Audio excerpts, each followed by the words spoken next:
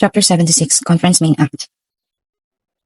Translator's Corner cast a certain unicycling bear into his diary. The bear's journal entry. Wait, let's skip it. Birth of a Demon Lord arc. At one point, the conference area was in a state of uproar, but it had died down somehow. Those who fell unconscious were taken care of, and those desperately asking about Valdora were soothed.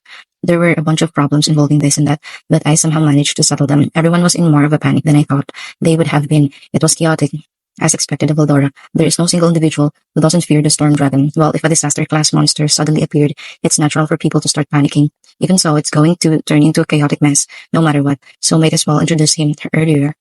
When making future plans from now on, I'll also have to think about Valdora's movements, huh?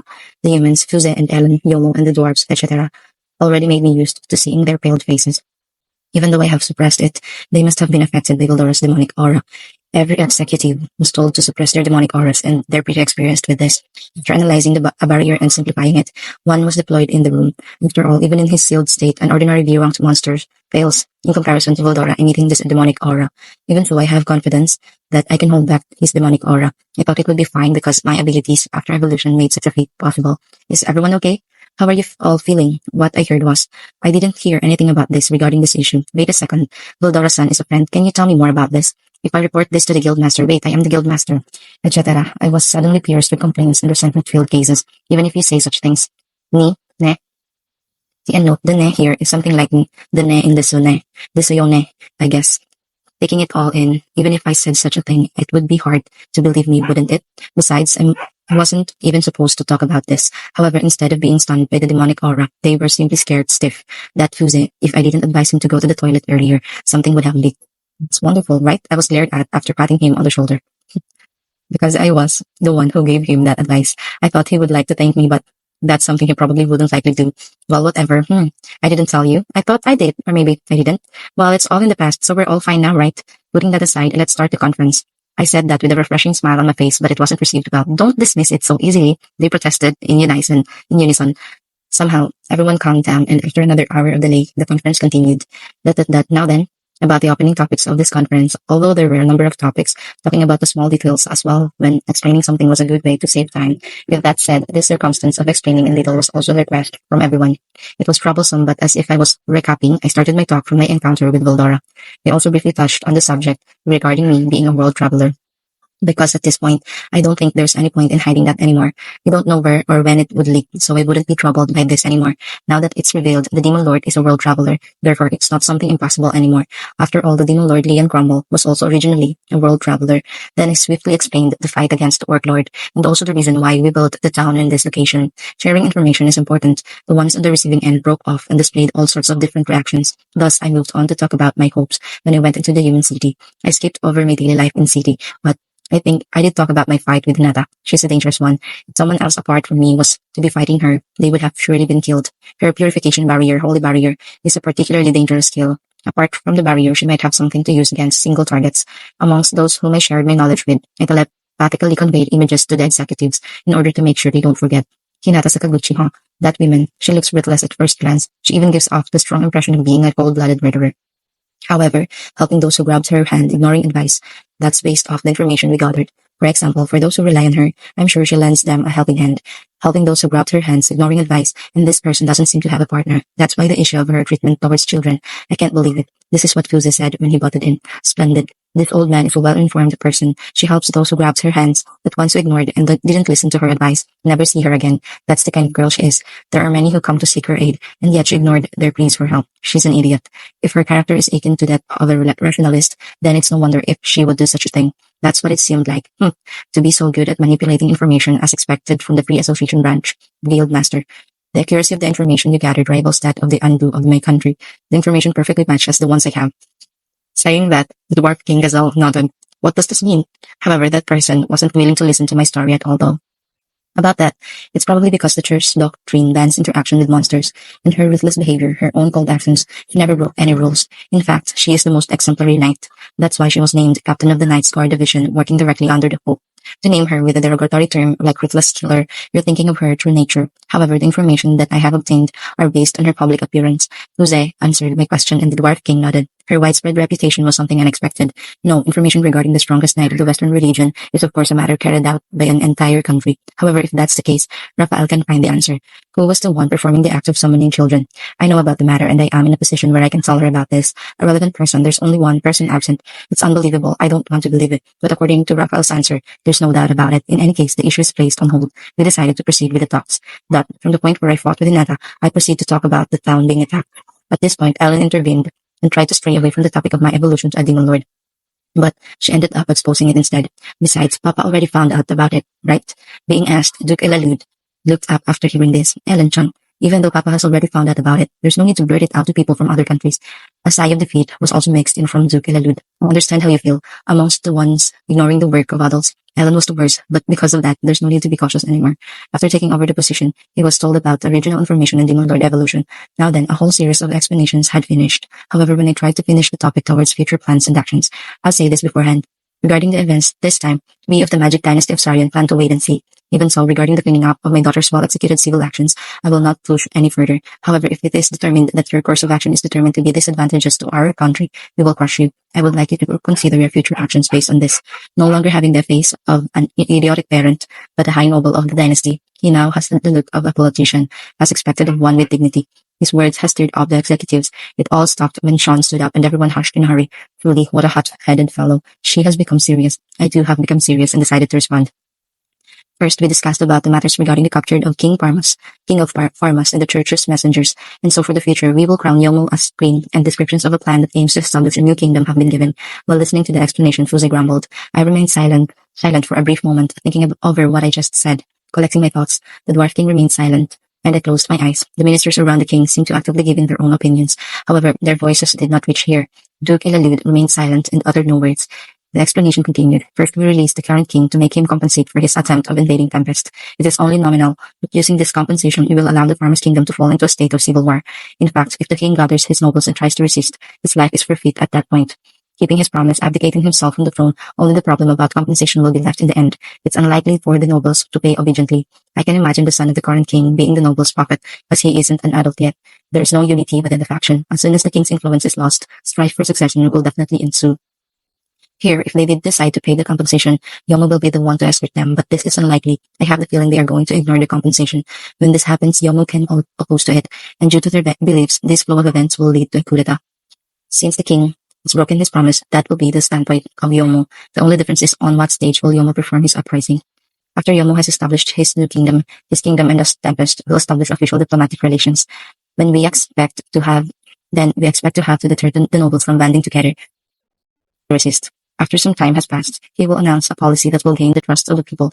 When Yomo's popularity is high, he will destroy the nobles with one fell swoop. It's this sort of strategy. We must not think about short-term strategies when founding a country. We would want to be thinking 2 to 3 years ahead. Oh, well, if the king is foolish enough to think about rebellion once more, Yomo will ascend to the throne immediately. When I was explaining this, I see. Then, why don't we put this plan into action? Marcus Muller and Count Herman are on friendly terms with Vermont. If you get involved with the plan, you would want to rely on them. During Yomo Dono's uprising, let's negotiate to get them to turn around and support us. That's what Fuse said. I wonder, does the Guildmaster of the Freedom Association branch have such authority? Sensing my speculation, he gave an explanation. In a world, both Marcus Muller and Count Herman are under the patronage of the King of Vermont.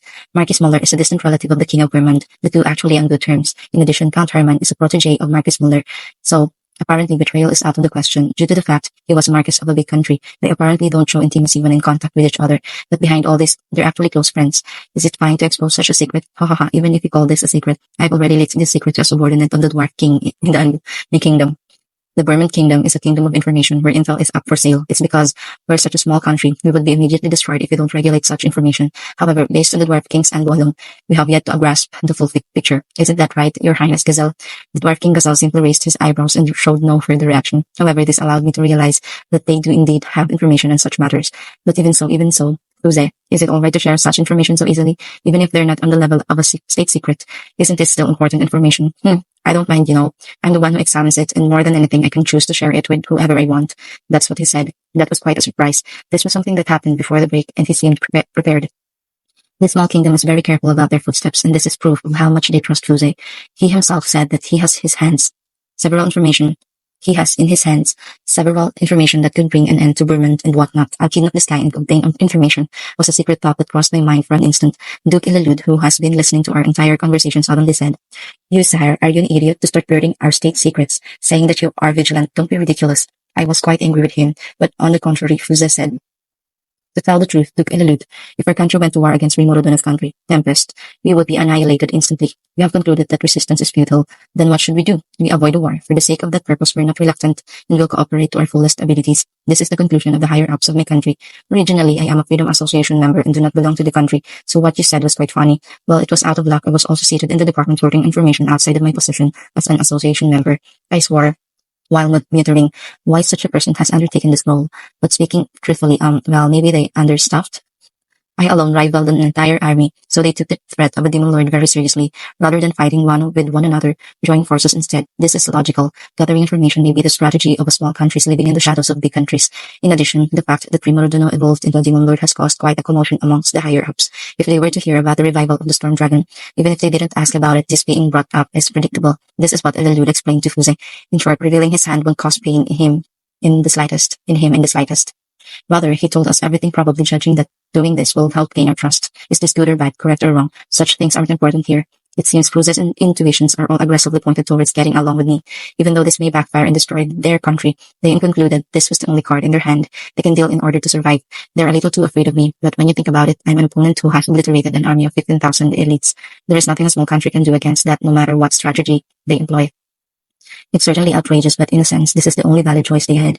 It's effective for me, at least. As such, further explanation continued. At the same time, we're also interacting with the church. We've judged that for the sake of our own defense, it is impossible for us to formally acknowledge the monster country, Tempest. Doing this would be something unacceptable according to the teachings of the church. However, it's obvious that a small country cannot hope to have enough fighting force to subdue a demon lord. The church has no rights to criticize us. Rather, they should be obligated to aid us. Even if we did formally recognize the monster country Tempest, diplomatic relations aren't solid. This point will be emphasized during the conference to hold back the church. In any case, should the church attempt to lead a crusade, even if we to be referred to as cowardly, we would simply wait and see. We would stand with the winning side. Oh, and this is what the higher-ups are thinking. Please don't think badly of this. I see. Then there are no problems. On the surface, he stands neutral, but he's actually secretly supporting Yomo, the struggle of a small nation. However, as a Dwarven kingdom, we have decided on a bold policy. Our country has decided to formally establish diplomatic ties with Tempest. With these words, the area was filled with uproar. If the armed Dwarven superpower officially acknowledges this nation, it would greatly impact the world. Are you serious? Tuesday also seemed speechless. Dwarves were thought to stick to being neutral. That's what I thought as well. This is a decision that also has its merits. The Farmers Kingdom was the only country to sell our goods legally, a good customer where we earned a large portion of our tax revenue from, but I had no idea which country they sold their goods to. At this point, a highway had already been developed between our country and Tempest. On foot, the journey would have taken 1 to 2 months. By carriage, it only takes 2 weeks. The new trade route has already been completed. There's no reason not to use it. In addition, if you think about this on a military standpoint, their military might are in no way inferior to the Eastern Empire. Furthermore, damages from monster attacks are gone. And most importantly, this is my judgment as a king. I have trust in the demon lord Rimuru. That's that. Oh, at that moment, Fuze looked like he had taken a direct hit. With the entire area shrouded in silence, the only sound was the flipping of pages as Vildora reads his comic. The end note. Vildora appeared Storm Dragon, a great Jura Forest, reading a comic during a conference. Where did he even get that comic anyway? Wait, old man, what are you doing? Well, whatever, besides, he can't hear us anyway. If you leave us at peace, we wouldn't complain. That really is a bold strategy, isn't it, working? Fuze glanced at him gingerly. The measures I take has not to do with you, he said, as if trying to cut him off. However, if it comes to this, just what had happened. Our country and the Dwarven country officially have diplomatic ties now. As a central for trading, Tempest will shine because of it. The residents of this monster town may become a problem, but being acquainted through conversing is possible. Rather, there's no doubt they could get along. This is already proven.